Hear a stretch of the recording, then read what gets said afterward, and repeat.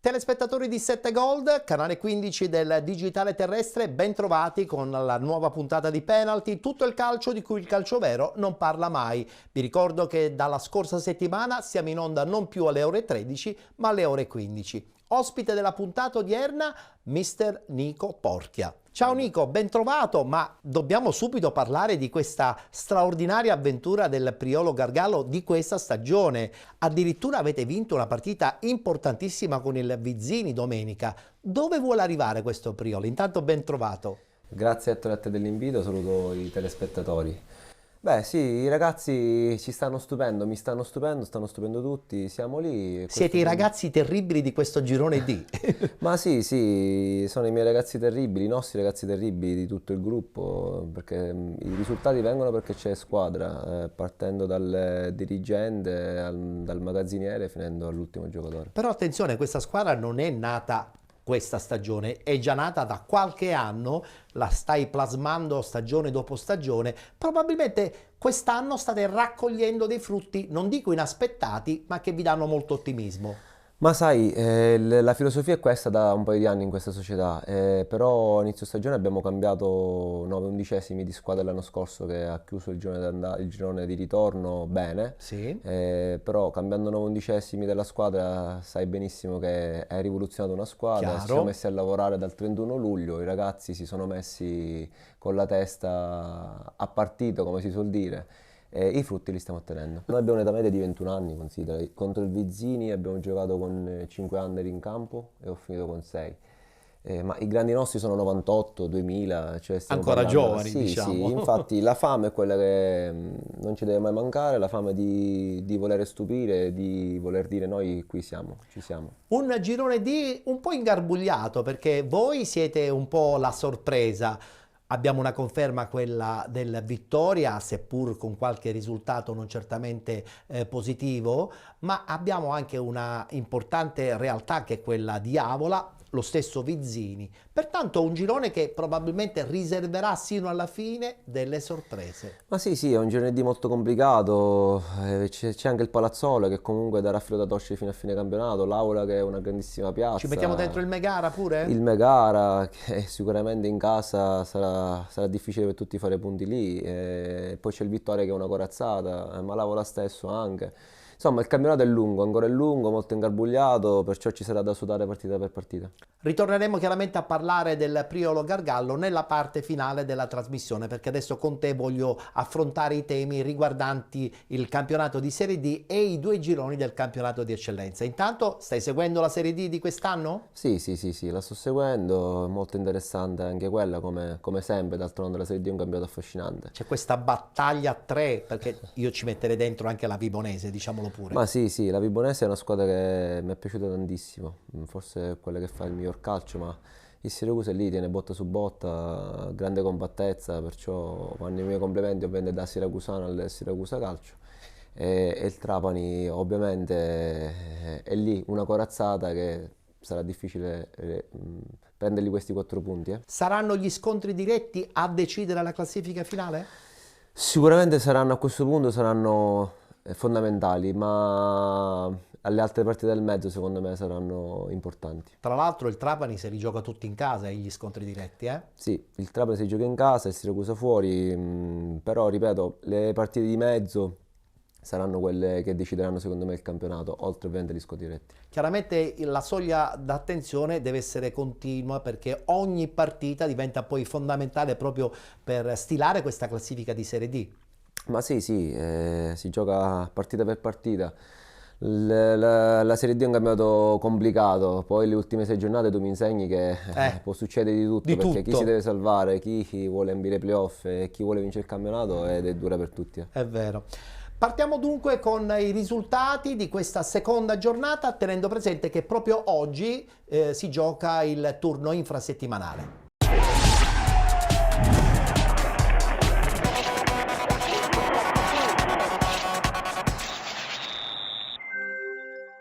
Domenica si è giocata la seconda giornata di ritorno, subito appunto il tabellino dei risultati. Castrovillari Ragusa Calcio 1-1, Real Casalnuovo batte Licata 5-0, Vibonese Calcio batte Città di Sant'Agata 2-1, Agragas Gioiese 6-0, Canicattì Portici 1-1, LFA Reggio Calabria Città di Aciriale 3-1, Siracusa Calcio batte Locri 1909 3-1 ed infine San Cataldese San Luca 2-2. Rimane in vetta la squadra di Alfio Torrisi con 50 punti, eccola qua la classifica, a seguire con 49 il Siracusa Calcio, 46 punti Vibonese Calcio, con 35 LFA Reggio Calabria, 33 punti Real Casalnuovo, con 29 Città di Sant'Agata, 27 punti Licata Calcio e Città di Aciriale, 26 Ragusa Calcio, con 25 l'Acragas, 21 punti la San Cataldese, con 20 il Portici, 19 Canicattì, 17 Nuove Gea Virtus, 16 punti Locri 1909, 13 punti invece per il San Luca, 9 per il Castrovillari, chiude la classifica la Gioiese con 4 punti. Come ho detto poc'anzi, si ritorna in campo proprio oggi pomeriggio, queste le partite che si stanno disputando. Città di Sant'Agata Agragas, Gioiese 1918 Real Casalnuovo, Licata Calcio Canicattì, Portici Locri 1909, Ragusa Calcio Vibonese Calcio, San Luca Nuove Gea Virtus, Siracusa Calcio San Cataldese, FC Trapani Castrovillari, riposano Città di Aciriale ed LFA Reggio Calabria. Partiamo dal pareggio ottenuto dalla squadra di Ignoffo a Castrovillari 1-1, punto che secondo me serve per la classifica. Certamente il Castrovillari ha un po' deluso in questa stagione, che ne pensi? Ma sì, io mi ricordo una stagione, ci sono andato 2 volte per giocare in quel campo. Non è facile. Non è facile assolutamente giocare in quel campo, perciò secondo me è un punto guadagnato. Potrebbe salvarsi secondo te il Castrovillari oppure cercare di agganciare il play-out? Ma secondo me sì, ancora è tutto in gioco, perciò devono tentarci. La cosa più importante è non perdere punti con le dirette interessate. Gli scontri diretti, soprattutto in casa, saranno fondamentali. Saranno fondamentali. Ragusa invece è abbastanza tranquillo, insomma, non credo che abbia qualche pensiero negativo Ignoff e compagnia.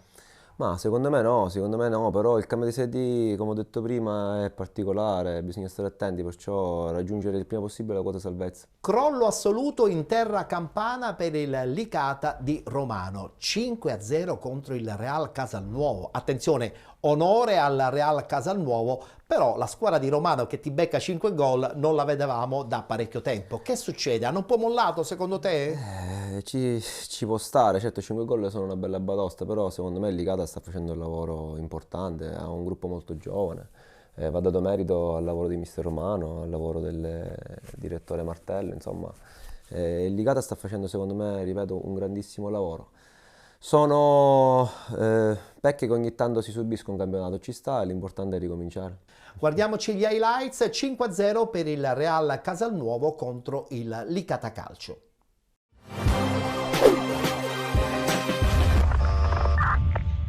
Bisogna lavorare e continuare su questa strada perché io guardo al di là dei gol fatti, guardo soprattutto i gol subiti che sono 0 in 2 partite, quindi non dimentichiamo che all'andata si prendeva gol troppo facilmente, quindi oggi devo dire che la squadra è cresciuta tantissimo sotto questo aspetto, sotto questo punto di vista, perché è diventata più una squadra equilibrata, si difende benissimo, si soffre insieme.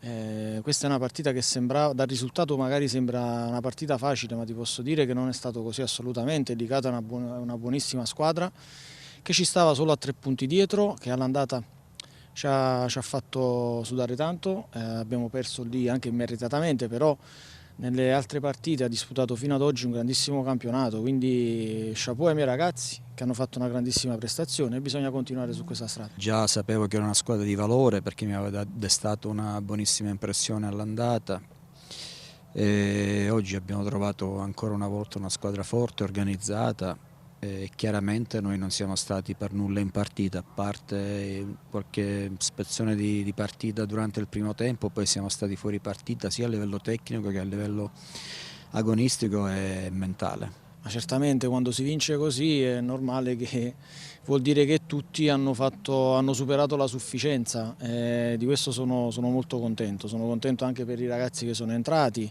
che hanno fatto bene, ma questo ormai è diventato un grandissimo gruppo e sono contento soprattutto perché tante volte mi dimentico di dirlo, ma ci sono un gruppo di tifosi che ci segue ovunque, anche domenica a Portici, sotto la pioggia. Ci hanno sostenuto, oggi qui come sempre non fanno mancare il loro sostegno, quindi un grazie va anche a loro. Chiaramente ci sono delle difficoltà in questo momento, è mancato il mordente, è mancata la voglia e la fame che qualche mese addietro avevamo. Oggi il Real ha avuto più fame, ha avuto più voglia di vincere e noi siamo stati proprio inermi a controbattere, a fare quello che di solito eravamo capaci a fare. Chiaramente è un periodo non buono, oggi questa sconfitta ci fa stare con i piedi per terra, nel senso che dobbiamo acquisire di nuovo l'umiltà che avevamo qualche settimana fa e chiaramente mi assumo tutte le responsabilità di questa gara e di questo risultato. Mi dispiace per quei tifosi che si sono fatti chilometri, oggi erano una quindicina che hanno assistito a questo scempio, veramente mi dispiace per loro. Oggi siamo una squadra da playoff, noi dobbiamo mantenere sempre un profilo basso, sappiamo che il campionato è ancora lungo, il girone di ritorno è tutt'altro campionato, ci sono tante altre squadre che lottano per questa posizione, noi guardiamo sempre di partita in partita, oggi abbiamo messo altri 3 mattoncini per la salvezza, poi più avanti si vedrà.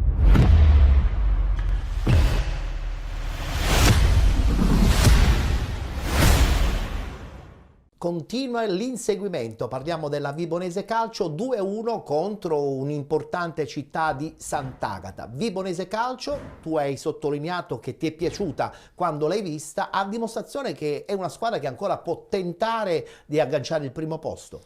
Ma sicuramente la Vibonese è una squadra che è stata costruita per vincere, fa un gran bel calcio, perciò sicuramente sarà lì a lottare fino all'ultimo col Siracusa e il Trapani. Si è ritrovata all'interno di un girone importante con 2 realtà, Trapani e Siracusa, che vogliono certamente vincerlo. Il Siracusa non ci dobbiamo scordare che non è neopromossa, perciò magari la Vibonese ha più fame di tornare dove è stata fino a un paio di anni fa. La mentalità comunque certamente non manca a questa Certo. Vibonese. Vedremo cosa succederà, chiaramente. Certo, ma non solo la mentalità, scusami se ti interrompo, ma anche la società, perché la presidenza è sempre quella, perciò c'è una mentalità di Lega Pro.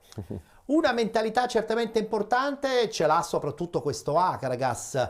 Qualche risultato probabilmente è venuto a mancare, ma io credo che non ci siano problemi per una salvezza tranquilla già a partire dalle prossime settimane. Ma sì, secondo me l'Agragas anche lì sta facendo un ottimo lavoro, il mister Coppa e tutto il suo entourage. Saluto il mister Costanzo, un mio caro amico. E, secondo me, ripeto, stanno facendo un ottimo lavoro. Come dici tu, non ci dovrebbero essere problemi per la salvezza, però ripeto, il cambio di Serie D è molto complicato, bisogna raggiungere subito i punti di salvezza. Perché poi... raggiunti quei punti poi chiaramente vivi, non dico alla giornata, ma vivi con più serenità, Serenità, anche esatto. una sconfitta inaspettata. Esatto, È vero, è vero, è vero. Guardiamoci gli highlights, ma soprattutto le interviste post partita.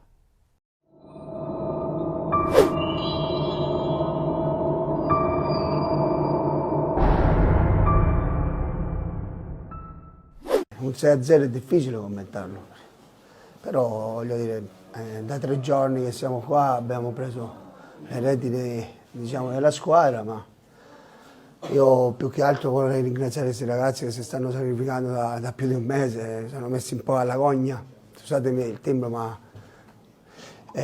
sono messi un po' alla gogna, però bisogna solo ringraziarli. Adesso purtroppo arriviamo in una settimana dove avremo 3 partite, in una settimana, sperando che diciamo, la società già sa che servono determinati elementi, si sta lavorando, ovviamente non è mai facile testerarli poi in un paio di giorni, quindi adesso dobbiamo solo pensare a lavorare, migliorare questi ragazzi che al momento ci sono, perché effettivamente sì, qualche elemento valido c'è sicuramente, rispetto alla partita che ho visto di Lamezia domenica scorsa, almeno quantomeno hanno avuto il coraggio e l'abilità di proporsi e sicuramente atleticamente non penso che abbiamo più di un tempo, visto che 8 undicesimi giocano pure facevano parte della Juniores e da un po' di tempo si sono staccati per proseguire il campionato della prima squadra, che adesso con l'avvento della nuova società, ma non sono io a parlarvi di questo, dovrete confrontarvi con un dirigente per dirvi tutto ciò. Io ho preso l'incarico fiducioso di poter dare una mano, di metterci del nostro, e ovviamente per quanto mi riguarda è una partita di valutazione, soprattutto con chi verrà confermato, perché alla fine, al momento, sono tutti ragazzi che ci torneranno utili fino a quando non riusciremo, diciamo, a trovare i calciatori giusti, e mi auguro nel breve tempo possibile. Abbiamo fatto un approccio importante alla gara, che era importantissimo approcciare nel modo giusto questo tipo di gare. In settimana avevo parlato con la squadra, gli avevo detto che secondo me era una delle partite più delicate da affrontare in questo girone di ritorno, perché al di là che avevo visto un po' di immagini, ampie immagini della Gioiese, una squadra che corre tanto, che è messa bene in campo e ha anche fisicità. Il campo, sappiamo le condizioni, quelle che sono, perciò devo fare un plauso ai ragazzi perché hanno approcciato nel modo giusto la gara. Poi per il resto penso che la partita l'abbiamo vista e secondo tempo siamo entrati in campo nuovamente pimpanti, li abbiamo presi alti, abbiamo dato un ritmo alla gara e poi sono soddisfatto degli innesti nuovi, dei giovani, Casa di Dio, Inserillo, Liga, ragazzi che sono stati chiamati hanno risposto presente. Guardando anche gli altri risultati mi dicono che le partite sono finite tutte, è come se abbiamo preso 6 punti, perché abbiamo dato un buon distacco un po' a tutti, sapendo che il nostro obiettivo è sempre quella cifra che ho detto il primo giorno che siamo arrivati. In settimana avevo parlato con la squadra perché conoscendo la Gioiese, magari qualcuno guarda la classifica, ma la Gioiese è una squadra che vedrete che so, tra le altre cose, che in settimana si muoveranno anche sul mercato. Come ha detto bene lei, nascondeva tante insidie. Queste sono le partite che possono diventare le più difficili se non li approcci con la giusta mentalità. Finisce 1-1 invece lo scontro quasi in salvezza tra Canicattì e Portici. Da qualche settimana la squadra di Pidatella, insomma, non concretizza la mole di gioco che fa in partita, e questa cosa è diventata un po' negativa soprattutto per la classifica. Sì, quando butti la palla dentro e vai in vantaggio o ribalti un risultato è sempre positivo, dai stimoli, dai coraggio a tutti, perciò non è facile, però bisogna stare lì, lottare palla su palla e continuare a lavorare. Insomma, i play-out in questo momento vedono la squadra di Pidatella nella, non dico disperazione, ma certamente se riuscisse a fare qualche punto potrebbe un po' risollevarsi, perché c'è stato un periodo della stagione che i punti arrivavano. Ma sì, il campionato è ancora lungo. Secondo me le partite in casa saranno fondamentali, Ettore. Le partite in casa per chi si deve salvare sono fondamentali. Come è fondamentale anche la vittoria dell'LFA Reggio Calabria, guarda caso contro una siciliana, parliamo del Città di Aciriale. 3-1 LFA Reggio Calabria, che comunque attualmente è quarto in classifica, certamente il distacco dal terzetto è considerevole. Peccato, perché forse avrebbe potuto avere più chance, soprattutto nella parte iniziale della stagione, quando i punti erano veramente importanti per cercare di non allontanarsi dal terzetto di testa. Vedi, stiamo a parlare di questo girone I di Serie D e parliamo di Agagas, Siracusa, Reggio Calabria, Vibonese, Trapani, cioè sembra una Lega Dici Pro, bene, una dici Lega bene. Pro, È vero. tutte squadre a vincere. È vero. Perciò cioè, solo discutendone capiamo dell'importanza di questo girone e del blasone di questo girone. Il Reggio Calabria si è costruito all'ultimo, Sì, secondo me sì. è una squadra fortissima che comunque darà fastidio e potrà essere fondamentale per le vittorie o meno del campionato delle altre. La squadra equilibrio, Sì, in poche parole, sì, potrebbe sì, in un certo sì. senso determinare la fortuna di una e la sfortuna di qualcun altro. Esatto, Ettore, esatto. Ma quanto è difficile secondo te partire ad handicap per una società, per una squadra, ma soprattutto in questo caso per un allenatore? È molto complicato, secondo me di positivo c'è che hanno una città dietro importante con un grande blasone, però non è facile, soprattutto ripeto in un campionato di Serie D, in questo girone dove ci sono delle corazzate e delle piazze importantissime, perciò di sicuro l'handicap è stato pesante. Peccato anche per la Ciriale, veniva da un paio di risultati positivi. Ritornare di nuovo in una zona amorfa della classifica non fa certamente bene per i catanesi. Anche lì una piazza importantissima, tutte piazze importanti. È vero. Tutte piazze importanti, la Cirale di sicuro non merita anche la Serie D, merita campionati palcoscenici più importanti come altri. Eh sì, lì se la giocherà fino all'ultimo, secondo me comunque ha tutte le carte in regola. Quantomeno per salvarsi. Sì, Non credo che ci siano problemi no. di retrocessione. No, E poi magari puntare tutto la prossima stagione. Ma si comincia a programmare magari, è normale. Io credo solo in una cosa nel lavoro, perciò con un lavoro fatto bene magari in prospettiva si possono ottenere grandi risultati. Assolutamente. Guardiamoci gli highlights e le interviste post partita.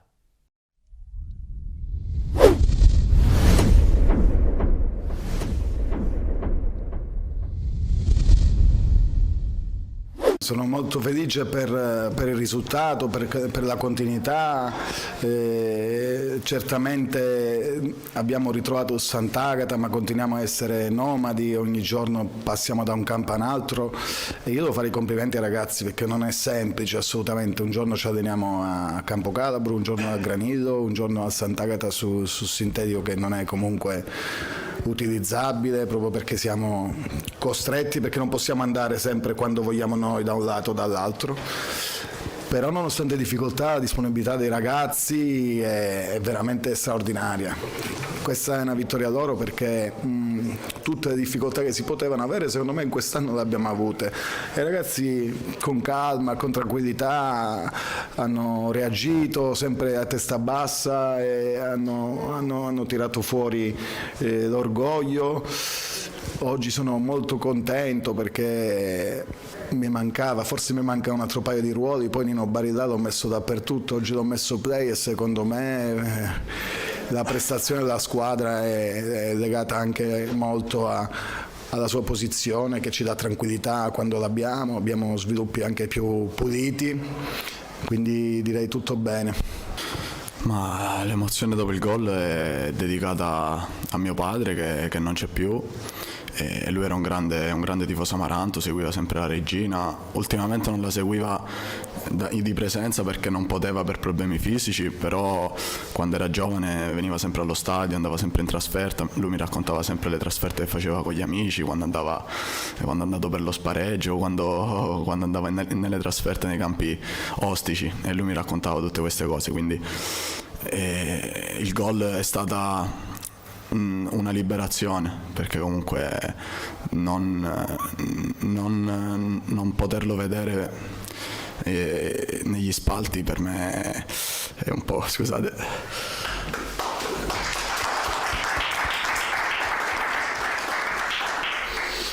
non poterlo vedere negli spalti per me è una grande sofferenza. Ma diciamo che sullo 0-0 queste partite possono essere sempre un'arma a doppio taglio, perché comunque basta una piccola occasione per sbloccare il risultato, quindi è vero che loro non hanno fatto tanto, non hanno fatto praticamente niente.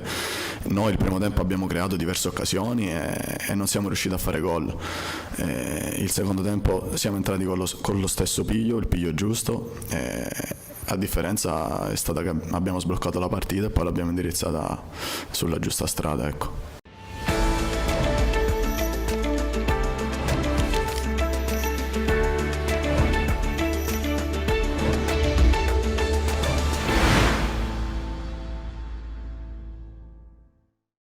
E adesso parliamo di questo Siracusa Calcio che è ritornato dopo la vittoria di Locri, accolto dai tifosi che credono fermamente nel ritorno in Lega Pro. La squadra di Gaspare Cacciola è costruita certamente bene, benissimo però deve lottare con questo Trapani, mangia avversari, imbattuto, così come lo è chiaramente anche il Siracusa di Gaspare Cacciola. Come andrà a finire secondo te? Non parliamo chiaramente del big match, ma di tutto quello che c'è prima e dopo il big match possibile.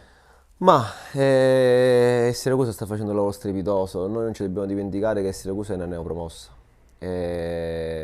Perciò la società ha fatto un lavoro secondo me importante, i tifosi sono entusiasti, credono nel poter agguantare il Trapani e finché c'è la matematica speranza ci devono credere. Di certo sarà ancora il cammino è lungo, però ogni partita sarà fondamentale a questo punto della stagione.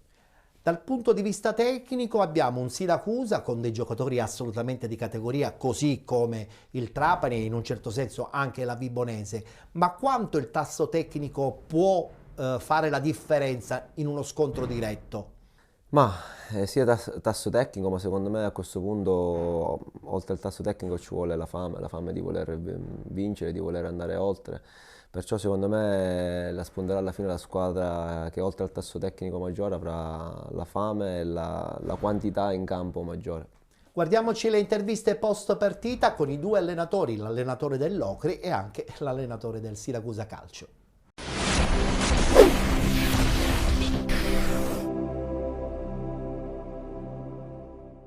Il Siracusa intanto non aveva necessità di alcun regalo, che però puntualmente è giunto. E devo dire che il Siracusa comunque è venuto qui messo bene, ovviamente dimostra il secondo posto in classifica e non ha bisogno, ecco, di nessun tipo di aiuto né tantomeno nessun tipo di agevolazione.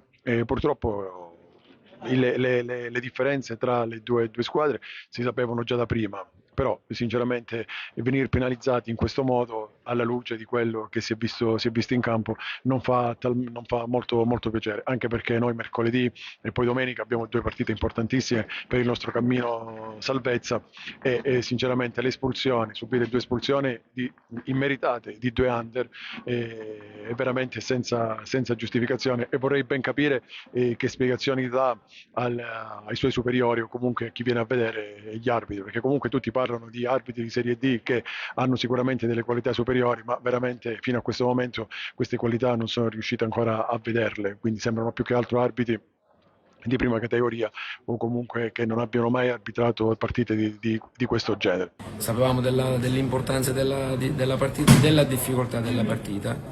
Secondo me siamo stati bravi fino al 3-0, poi abbiamo gestito con poca lucidità probabilmente l'ultima parte di partita, però l'importante era vincere in un campo difficile come questo e tra l'altro quello che ci tenevamo tutti era quello di dedicare un'ulteriore vittoria ai nostri tifosi che purtroppo non c'erano assenti. L'avvio del girone di andata è stato più o meno come questo del girone di ritorno, soltanto che nel girone di andata c'era la sfortuna, questa volta la sfortuna si è messa un po' da parte, però c'è chi ha preso il suo posto questa è la cosa che fa ancora più male, perché comunque quando si tratta di errori umani fa ancora più male, perché alla fine fai un'ottima prestazione, perché comunque credo che oggi l'Ocri non abbia demeritato dinanzi a un forte di Siracusa. Però perdere in questo modo, cioè, la sconfitta ci sta, però perdere in questo modo, soprattutto perdere uomini per altre partite importanti, questo fa ancora più male. Non faremo in tempo a gioire per questa vittoria fuori casa che c'è da domani. Per forza di cose dobbiamo pensare all'impegno di mercoledì contro la San Cataldese, perciò sarà una settimana piena, ricca di impegni e in questo momento non possiamo minimamente togliere il piede dall'acceleratore, anzi dobbiamo continuare a spingere perché questo campionato è molto equilibrato, lì sopra c'è una grande lotta fra le squadre che oggi giocano punto su punto, perciò noi sicuramente non possiamo mollare soprattutto quello che è l'atteggiamento mentale, la cattiveria, la fame, la voglia di ottenere sempre vittorie.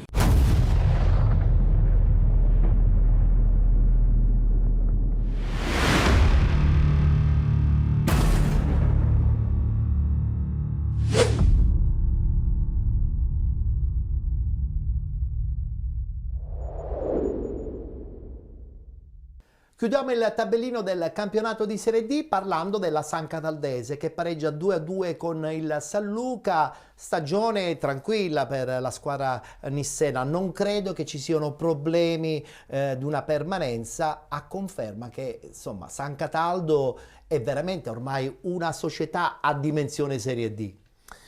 Ma sì, la San Cataldese ormai è da anni in Serie D, la società lavora bene per mantenere la categoria, ci vorrebbero più società così che mantengono la categoria per più anni in maniera tale da fare crescere i giovani e portare avanti un progetto magari a lungo termine. Attenzione, un progetto che il prossimo anno potrebbe prevedere il big match San Cataldese-Nissa, che attualmente è prima nel girone B del campionato di eccellenza, e sappiamo insomma la voglia della squadra nissena di essere protagonista anche alla prossima stagione. Sarà un bel derby.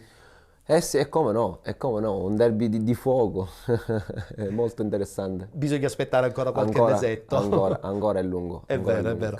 Guardiamoci gli highlights con il pareggio 2-2 della San Cataldese contro il San Luca.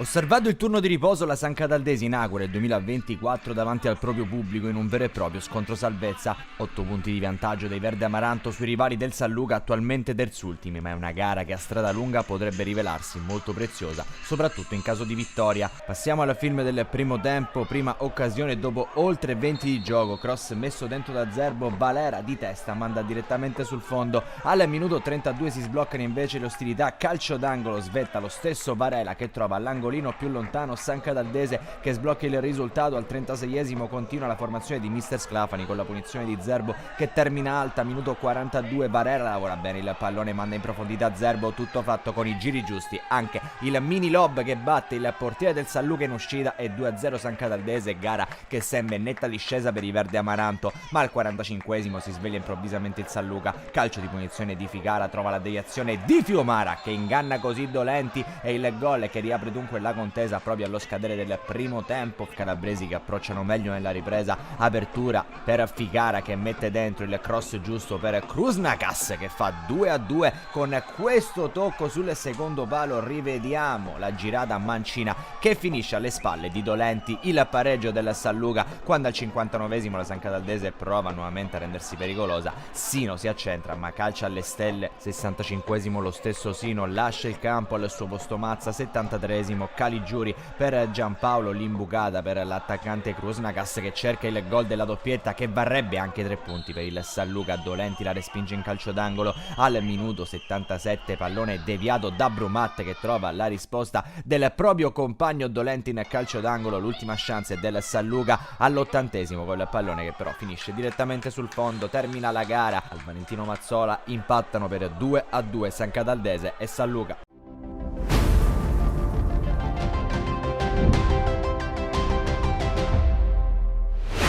E così abbiamo chiuso lo spazio dedicato al campionato di Serie D. L'ultima battuta sulle società siciliane, escludendo chiaramente Siracusa e Trapani.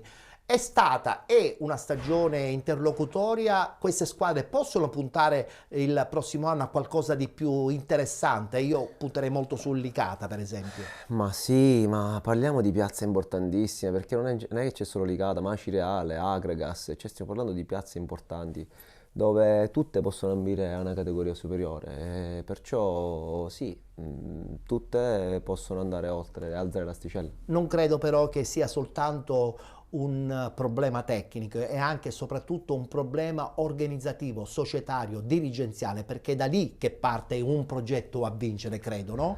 Ma sì, Voi per esempio è la base. a Priolo ne siete un esempio, no? Cioè io penso che il vostro gruppo dirigenziale è un po' la base di un progetto anche poi tecnico. Sono le fondamenta, Ettore. Noi se siamo lì stiamo facendo bene perché c'è una società, c'è un presidente che comunque è con noi, lavora con me H24, noi ci sentiamo sempre. E così anche nelle categorie superiori, è normale che in piazze più importanti è ancora più amplificata la cosa, ci vuole un lavoro importante, ovviamente i fondi per poter fare un campionato importante, ma tutta l'organizzazione deve essere un'organizzazione importante. Parte tutto da là, certo, parte tutto da là. Ci fermiamo, adesso spazio pubblicitario, rientreremo per la seconda parte parlando di eccellenza, ma vi assicuro che nella parte finale voglio ancora parlare di questo miracolo Priolo Gargallo. A tra poco.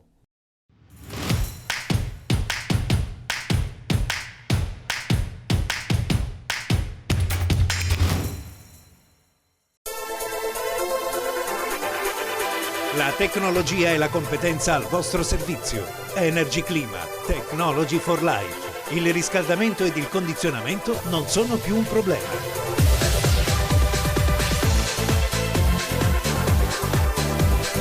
Da Energy Clima, servizio, qualità ed efficienza nel montaggio e smontaggio. Ed inoltre smaltimento del vostro vecchio impianto. Energy Clima, soluzioni uniche per il riscaldamento solare e fotovoltaico. Da Energy Clima, le marche più prestigiose del settore. Climatizzazione Fujitsu, Hisense, Baxi, Mitsui, Toshiba, Clivet. Energy Clima, assistenza completa, dalla manutenzione al bollino di verifica della vostra caldaia.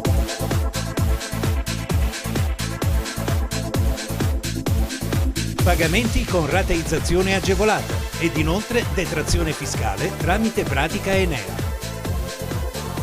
Energy Clima. Visitate il nostro punto vendita a San Giovanni La Punta in via Montello 7/A. Infoline 095 80 37 031. Energy Clima. Technology for Life.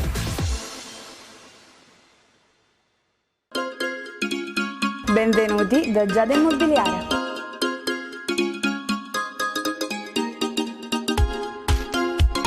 La professionalità come punto di partenza, la qualità dei servizi come riferimento essenziale. Tutto questo è Giada Immobiliare di Giuseppe D'Antoni.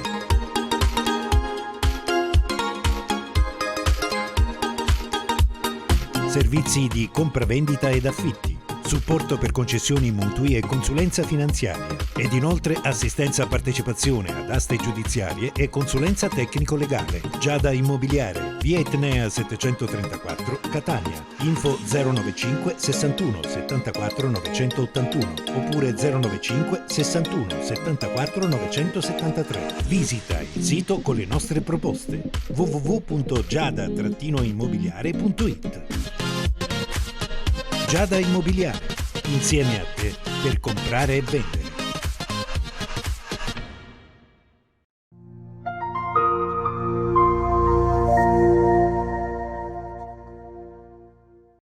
Seconda parte della nostra trasmissione, siete con Penalty, tutto il calcio di cui il calcio vero non parla mai. Ospitiamo in questa puntata l'allenatore del Priolo Gargallo, Nico Porchia.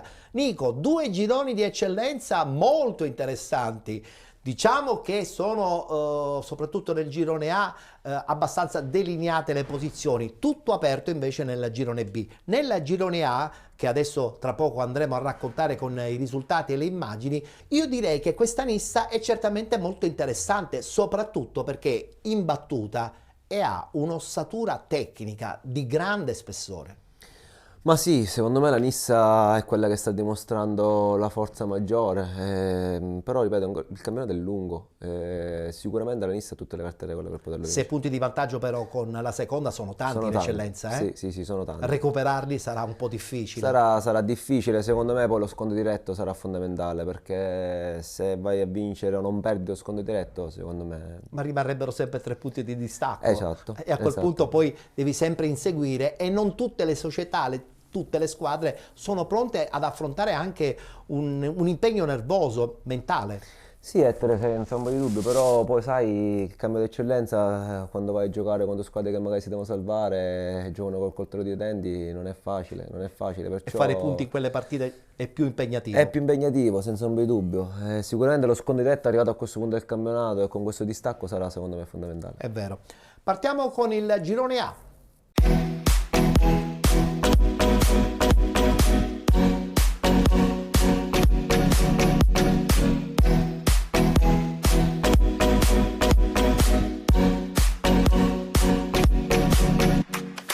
Anche qui si è giocata la seconda giornata di ritorno, subito il tabellino dei risultati di domenica. Athletic Club Palermo, Oratorio San Ciro e San Giorgio 1-1, Castellammare Aspra 1-1, Folgore Castelvetrano, Super Giovane Castelbuono 1-1, Unitas Sciacca batte Don Carlo Misilmeri 1-0, pareggio tra Fulgatore e Mazzara 2-2. Geraci batte Accademia Trapani 2-1, Profavara batte Mazzara 46 3-2 ed infine Nissa batte Casteldaccia 5-0. Vetta ancora solitaria per l'imbattuta Nissa di Nicola Terranova, al primo posto con 49 punti, con 43 il Profavara. 34 punti Mazzara 46 con 28 Super Giovane Castelbuono, 26 punti il Castellammare con 24 Athletic Club Palermo ed Unitas Sciacca, 22 punti il Geraci con 19 Don Carlo Misilmeri e Folgore Castelvetrano, 18 punti Oratorio San Ciro e San Giorgio, 17 per il Casteldaccia, 16 punti l'Accademia Trapani, 11 punti il Fulgatore e chiudono la classifica Mazzara ed Aspra con 9 punti. Sottolineiamo anche che in questo momento il vantaggio della seconda in classifica, parliamo del Profavara, si sta sempre di più allungando. Se raggiunge 10 punti di distacco dalla terza, praticamente non faranno i play-off. E questo è il rischio in questo girone che secondo me può succedere. Può perché succedere. Comunque sia, ancora ci sono tante partite, già è un distacco importante, perciò sì, chi vuole fare i playoff deve correre, iniziare a correre.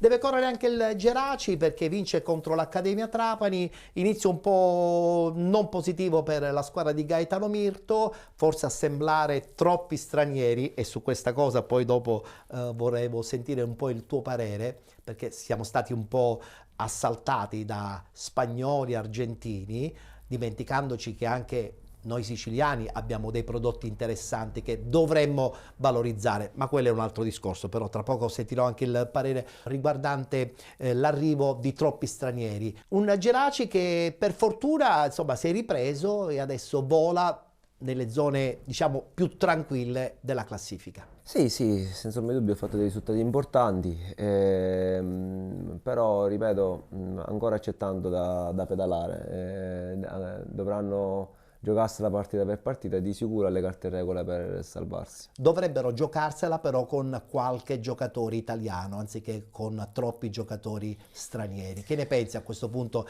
di questo assalto extraeuropeo? Allora io sono molto scettico, nel senso, per me i ragazzi nostri devono giocare in queste categorie, perché se non giocano in queste categorie dove giocano? Non possiamo pretendere che poi escono ragazzi. Anche lì bisogna avere il coraggio di buttarli dentro, bisogna fare un lavoro di scouting importante, perciò bisogna andare a vedere le partite delle provinciali, giovanissimi, juniores, e andare a beccare quei 2, 3, 4 elementi in un anno, 2, 3, 4 elementi il secondo anno che magari li puoi inserire nel gruppo. Però se non si fa questo il calcio è cambiato, perciò si ha difficoltà e bisogna andare a pescare negli stranieri. Positiva invece la trasferta in casa a Mazzara del Profavara, un Profavara che vincendo 3-2 allunga appunto il distacco dalla terza in classifica. Le probabilità, le abbiamo dette poc'anzi, sono quelle addirittura di non fare i play-off, a dimostrazione che Nissa e Profavara, programmate per vincere questo girone, stanno rispondendo a 360 gradi ai quesiti iniziali. Ma sì, una corazzata anche il Profavara, perciò stanno rispondendo, come hai detto tu, a quelli che erano il progetto iniziale della vittoria del campionato. Sicuramente il Profavara ha tutte le carte in regola per giocarsela fino all'ultimo, sarà importantissimo lo scontro diretto, ma a questo punto sarà importante anche ottenere 10 punti di distacco dalla terza. Sono 6 invece i punti di distacco tra Nissa e Profavara, questa Nissa costruita benissimo dal direttore sportivo Russello, da mister Nicola Terranova, costruita bene anche dal punto di vista dirigenziale, insomma ha tutti i requisiti per prepararsi al famoso big match con la San Cataldese, chissà in Serie D la prossima stagione. Ma sì, hanno fatto un lavoro importantissimo, a 6 punti di vantaggio che sono tanti, sono veramente tanti, perciò gli va dato merito del lavoro che hanno fatto e i risultati li stanno accompagnando. Guardiamoci il servizio, vittoria importantissima soprattutto perché pesante nel risultato, 5-0 contro il Casteldaccia.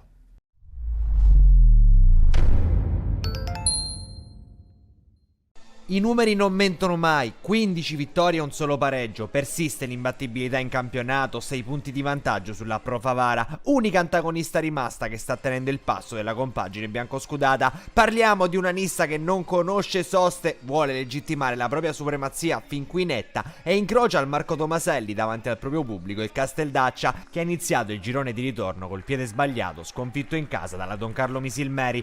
Inizio gara senza grandi sussulti, i padroni di casa gestiscono e passano al 23esimo, calcio di punizione, svetta Caccetta sul palo più lontano e sblocca il risultato. L'incornata vincente se lo dimentica la difesa del Casteldaccia e lui fa 1-0 facendo esplodere il Tomaselli, che al minuto 27 fa ancora festa. Cross di Esposito, chirurgico il colpo di testa di Gaston Semenzin, che con la mente la fa arrivare all'angolino più lontano. Arriva la rete che sembra mettere già in ghiaccio la partita. Per quanto riguarda la Nissa ce lo rigustiamo questo colpo di Semenzin, mentre al 31esimo Mazzamudo fa passare la sfera per Monti, anche lui scarta il diretto avversario, mette in mezzo fondamentale Pedicone che allontana in calcio d'angolo. Fine primo tempo tra Nissa e Casteldaccia, già 2-0 per la capolista grazie alle reti di Caccetta e di Semenzin. Inizia la ripresa, subito un episodio netto, calcio di rigore guadagnato e trasformato da David Gueye che fa 3-0, ancora un colpo per la formazione di mister Terranova. Al 47esimo fuori Esposito, dentro Galfano, minuto 51 e ancora la Nissa a rendersi pericolosa. È di fatto un monologo quello biancoscudato e stavolta tocca a Ivan Agudiak cercare di impensierire il portiere Randazzo. La sua svettata trova la deviazione del numero 1 della Casteldaccia e anche la traversa. Al minuto 61 Mazzamudo cerca di dare una scossa alla formazione ospite, il suo destro è potente ma non preciso, esce Pedicone al suo posto Scaletta. Al minuto 65 invece secondo calcio di rigore altrettanto solare, così come il primo conquistato dalla Nissa. Stavolta si presenta agli 11 metri Agudiak che incrocia il portiere, va dall'altra parte, cala il poker la compagine nissena. Minuto 66 esce proprio Agudiak al suo posto Tripoli. Poco dopo tocca a Ruano al posto di Gamez Bieto. Minuto 72, attenzione perché c'è una bellissima imbucata in zona Gueye, potrebbe trovare la doppietta. Il portiere Randazzo dice no, conclusione di prima intenzione di un altro dei neoentrati, Blas, che mette però il pallone ampiamente fuori. 76esimo, si distingue sempre Elezai tra i pali, qui tiene la prima porta inviolata su Alfano. Al minuto 80 gran lotta da parte di Blas che toglie di fatto il pallone a due avversari, la mette sul palo più lontano dove Gueye deve solo accomodare la doppietta e il definitivo 5-0. Vince per l'ennesima volta in questo campionato la Nissa, 5-0 netto sul Casteldaccia e ancora una volta 3 punti per i ragazzi di mister Nicola Terranova che si confermano al primo posto nel girone A di eccellenza siciliana. 49 punti la Nissa, 43 per il Pro Favara. Sono queste le posizioni riguardanti questo girone A del campionato di eccellenza. Voltiamo pagina perché adesso parliamo del girone B.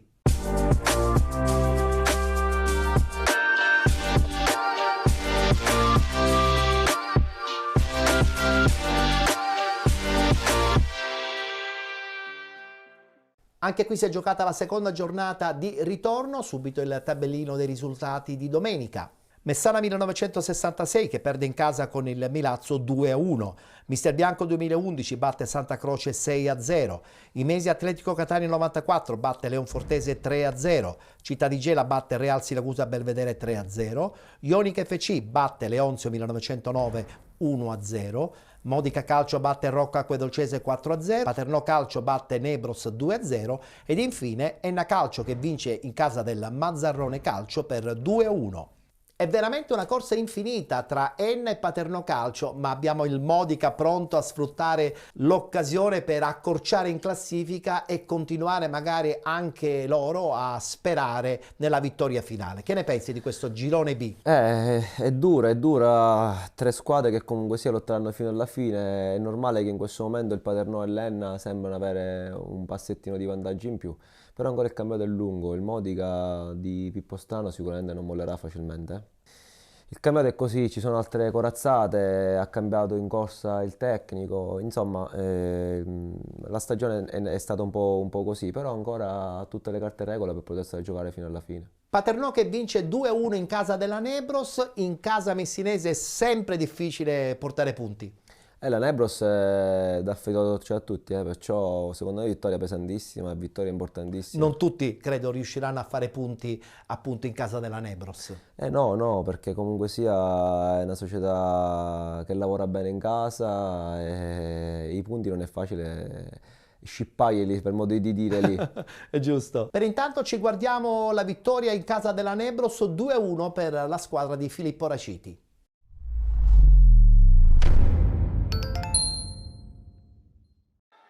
Il Paternò fa festa all'Enzo Vasi di Gliacca di Piraino, batte Onostica Nebros con un super maimone e rimane in scia alla capolista Enna, distante una sola lunghezza. Ospiti che dopo un minuto reclamano un calcio di rigore su Asero, ma il signor Augello lascia giocare. Al 17esimo però l'occasione per sbloccare la contesa capita alla Nebros, quando Assenzio approfitta di un retropassaggio non perfetto di Floro Valenca, ma dopo aver scartato anche Romano in uscita calcia sul fondo a porta spalancata. Il Paternò tenta la reazione, lo fa con una serie consecutiva di angoli battuti da Maimone che la difesa e Inferrera riescono a disinnescare. Non è da meno anche l'estremo paternese Romano che manda in angolo il corner di Genovese. Nella ripresa però al minuto 55 il Paternò la sblocca, quando Maimone con una fantastica punizione dal limite spedisce sotto la traversa il pallone che di fatto spiana ai suoi la strada verso la vittoria. Per il capitano dei rosso-azzurri si tratta della 7ª rete stagionale, la 4ª in campionato. La Nebros è comunque viva. 3 minuti dopo Genovese da posizione defilata sfiora il palo alla sinistra di Romano.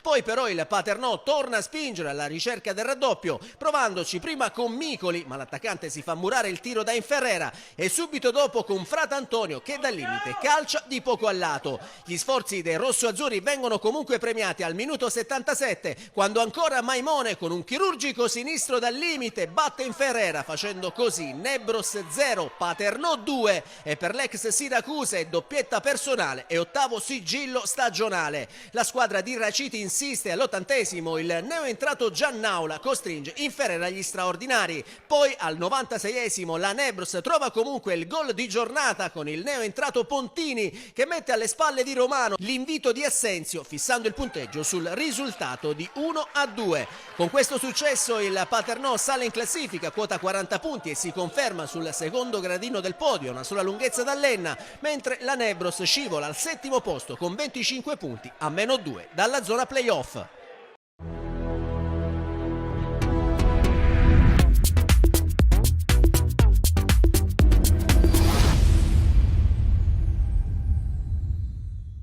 Chiudiamo il tabellino del girone B parlando di questo Enna di Campanella che è ritornato alla grande nel campionato di eccellenza. Giovanni ha certamente un po' di bacchetta magica, ma non solo, nel saper gestire un gruppo. Parliamo di un allenatore importantissimo in queste categorie, anche superiori, perciò che dire, di sicuro il lavoro lo sa fare, si sta ancora dimostrando nuovamente un ottimo allenatore. Tra l'altro la società ha voglia, veramente tanta voglia di fare questa benedetta Serie D da un paio di anni. Sì, è una società che sta investendo molto, è una piazza anche quella importante, perciò spero che raggiungano il loro obiettivo il prima possibile.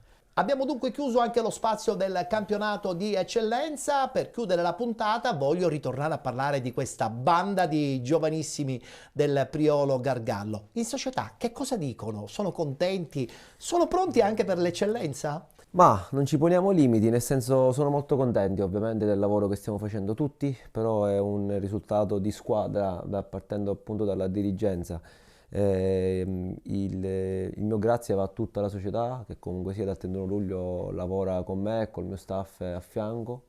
Di sicuro questo è il frutto di un duro lavoro. Se siamo pronti per l'eccellenza, secondo me, perché no? Io sono pronto, anche la società è pronta ad andare con i giovani ovunque. Secondo me dobbiamo credere di più nei nostri giovani fare un buon lavoro di scouting, iniziare a fare un buon lavoro di scuola calcio e settore giovanile. Tu continui a lavorare anche nel settore giovanile della società, no? Sì, continuo a lavorare nel settore giovanile. Te li stai vedendo crescere praticamente in casa, i nuovi campioncini. Ma c'è tanta roba anche oltre. Noi abbiamo la fortuna ovviamente di avere un bacino di utenza importante, perché Siracusa è un bacino di utenza importante, con paesi importanti, e c'è magari chi non ha questa fortuna, c'è di dire, però bisogna credere nelle ragazze anche nei paesi limitrofi. Intanto io sono contento del lavoro fatto fino adesso e di quello che mi stanno dando i miei ragazzi, perché stiamo facendo qualcosa di straordinario.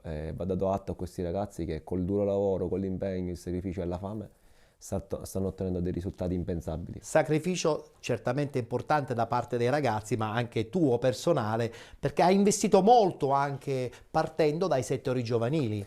Ma sì, secondo me per chi vuole allenare il settore giovanile è una grande scuola, da lì si parte, perciò io ho avuto la fortuna di farlo, di continuare a farlo ora, scusandomi il gioco di parole, però i giovani ti danno tanto, ma ci devi lavorare tanto. Non sono pronti, devi avere la pazienza di aspettare, però devi tenerli sempre sul pezzo, allenati alla mentalità vincente continua, quasi non stop. Sì, esatto, hai colto sul segno, bisogna tenerli lì sul pezzo, fargli capire la filosofia e la mentalità giusta, perché purtroppo nella società di oggi i giovani sono distratti da troppe cose, non hanno la mentalità spesso e volentieri dello spirito di sacrificio, magari di non ottenere subito risultati, avere la pazienza.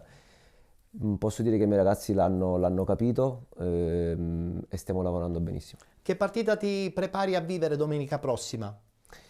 Intanto penso alla partita di Coppa, perché noi affronteremo i quarti di finale di Coppa in settimana, perciò intanto questa, e ci andiamo a giocare anche questo quarto finale di Coppa, dove la società sta facendo un importante sforzo economico, perché andiamo a fare una trasferta lì e dormiremo lì, perciò va un grazie alla società, che comunque sia una piccola realtà, anche se abbiamo un paese importante. Quello è un tragitto che vi può portare lo stesso in eccellenza, attenzione, da non sottovalutare. Ma poi ripeto, la mia banda, come hai detto tu, non ha paura di niente, gioca con spensieratezza, imponendo il loro gioco, perciò noi giochiamo tutte le partite a viso aperto, senza paura di nessuno, ma rispetto di tutti. E domenica vi rituffate in campionato? Domenica andiamo a Canicattini, sicuramente è una partita alla nostra portata, però sono squadre che si devono salvare. E quindi devi lottare per portarti via i 3 punti. Esatto, e poi con un gruppo così giovane partite facili non ce n'è. Assolutamente, condivido questo tuo pensiero. Nico, è stato un piacere ritrovarti, poi con te mi piace parlare a 360 gradi, perché sei un allenatore che conosce bene anche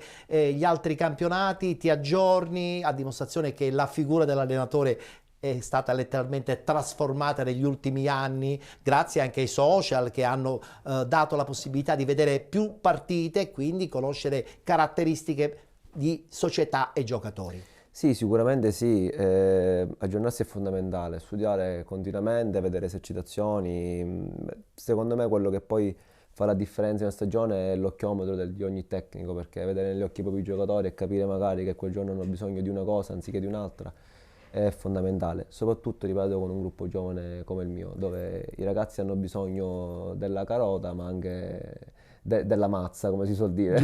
Giusto. In bocca al lupo allora, Nico. Crepi, grazie all'invito. Appuntamento con lui nelle prossime settimane e chissà, magari con un percorso di Coppa Italia promozione certamente molto interessante. Chiudiamo qui dunque la puntata odierna di Penalty. Per quel che ci riguarda ci rivedremo domani sul canale 19 di TVM Palermo con lo spazio di Penalty, che domani vi darà modo anche di conoscere risultati, classifiche e immagini del turno infrasettimanale, naturalmente del campionato di Serie D. Tutto questo visibile anche attraverso il canale YouTube Penalty Programma Sportivo, oppure sulla pagina Facebook di Penalty. Grazie per essere stati con noi, appuntamento alla prossima.